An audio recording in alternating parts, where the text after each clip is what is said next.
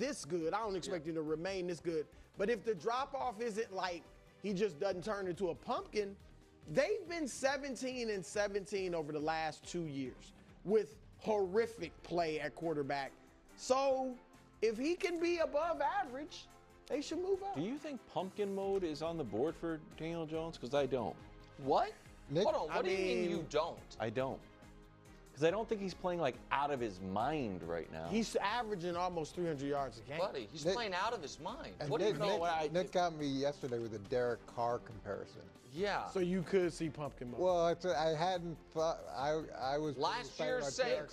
They started out good. Last year's Saints were on fire. They were on fire. They scored all these points. Back. You know what?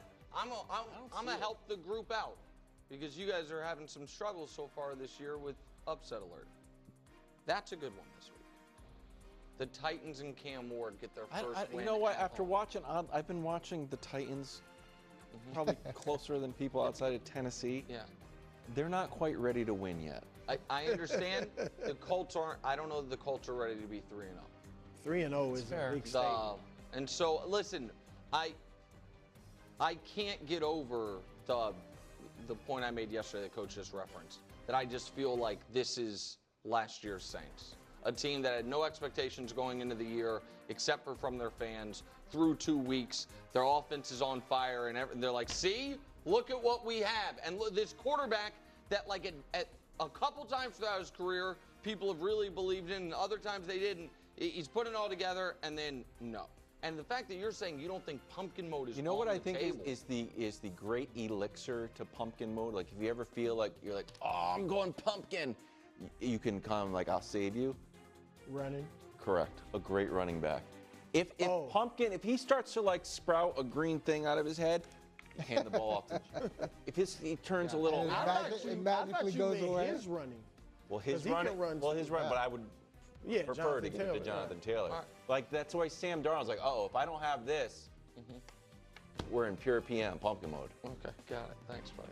PPM. Pure pumpkin mode. Pure pumpkin mode. You don't want to go there. No, you don't. You get a little jaundice. We get it, buddy.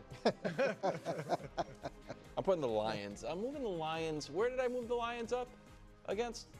Oh, right next to the Ravens. It's a nice little tease for the game. Ooh. I thought that look. That's too much. Well, here's the thing.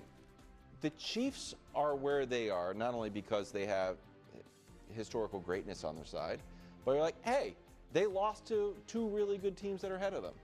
Lions lost to the very best team. So I feel like you should get a little bit of credit for that on the road. Then they took the Bears down, and they look like the old Lions. And Goff didn't come out like we're like, I don't know, can they be any good? Goff's like, yeah, I guess what I'm going to do. I'm going to throw 5 touchdowns. So it wasn't like, let's barely win. The offense got on track in a major way. 5 or more touchdowns, or more seems like a lot, Josh. Gee whiz. 5 or more passing touchdowns and no interceptions. It's just Goff and Lamar. So I kind of, 2 peas in a pod. They're playing each other. The rest of the NFL, 3. Scoring 40, most games since 2023. Lions and the Ravens. They're together. Bills and the Cowboys are sitting there. And since last meeting, which was a blowout, the Lions have actually have the best record in the league and scored the most points. I also wonder how much of this game is about the Lions trying to. What, buddy? Buddy, you got to say what you're I don't quite have it yet. Well, then that's what the prep's for. Yeah, I know, but I came in like that. A big pregnant pause. Who's the real bully in this matchup? Oh, okay. That's what I'm trying to figure out, because the Ravens do get in there and bully teams and blast teams and like. Yeah, but the Lions and the man Campbell. And the Lions do too. But part of me thinks that one team will wither if the going gets tough and the other team won't. Well, I mean that. Really? Well, So there's in the playoffs in that Bills game.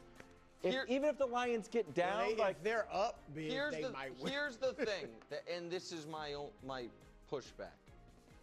If we show that where you had the Lions tear up, that I know there's been a lot of talk, the last couple of years about margin of victory and blowing other teams out. And there was a lot of talk focused on the Chiefs, like close wins, whatever. Lions blew a lot of teams out. Ravens obviously blow a lot of teams out.